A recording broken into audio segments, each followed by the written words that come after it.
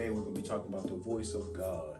And we're just going to deal with the basics, because what's happening is I'm getting a lot of questions about how to hear God. But we got to talk about what is the voice of God. First of all, the voice of God communicates more with your mind than anything else. So in the mind, what do you have? You have thoughts. And another name for thoughts is voices.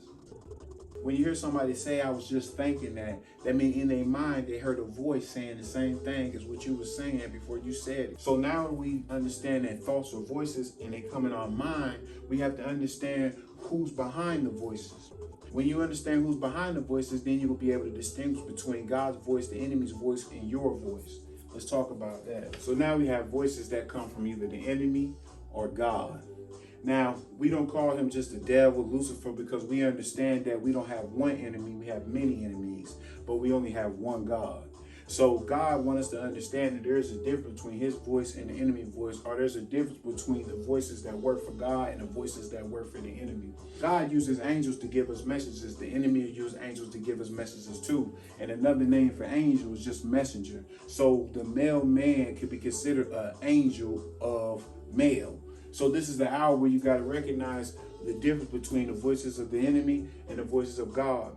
And what happened is the easiest way that my pastor had taught me, Apostle Bobby G. McGuire, is that the enemy is always negative and God is always positive. These are very clear distinctions, but the problem is we got to understand what's negative and what's positive. So we have to change the way we think of good and evil.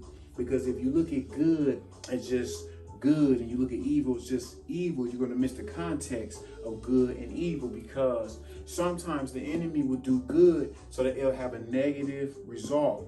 Sometimes God will do evil so that it'll have a positive result. What do you mean?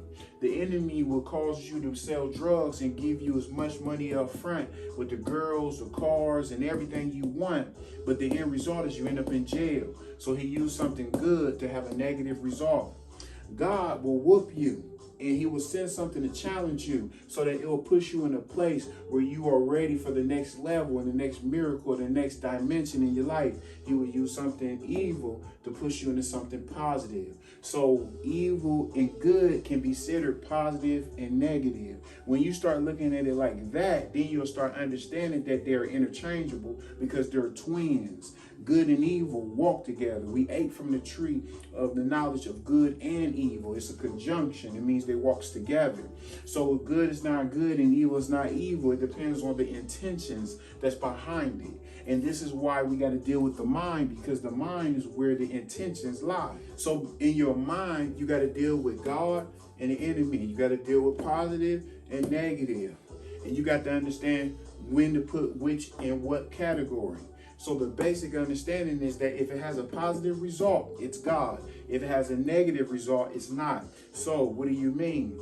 If a voice comes to you and says, look at that girl, look at that man, and they're not your husband or your wife, and you married, you have lust in your mind, and that lets you know that what is the result of your lust is that you end up committing adultery. So that lets me know that there was an adulterous thought or an adulterous voice that was talking to you.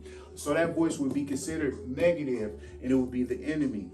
If a voice comes to you and says, hey, you need to slow down, you're driving too fast, it's raining, we know that the end result of you slowing down because it's raining is positive, so that we can put that voice or that thought in the positive category. It came from God. It may not be God himself talking to you, because God communicates with angels. He communicates with unctions. He communicates with feelings. He communicates with all kinds of different ways, and the enemy does the same thing too. And this is why this is just a basic understanding of hearing the voice of God. But as we get more advanced and as we go deeper, then we'll begin to talk about the different ways and the different things that you have to look out for. But right now we're going to stick to just the basics. So the enemy is always negative, God is always positive. And when you begin to understand this concept, then you can apply it to your mind so that you can begin to filter out the negative thoughts versus the positive thoughts, and understanding that what's behind it is what's making negative. What's behind it is what make it positive. So don't always go by what you hear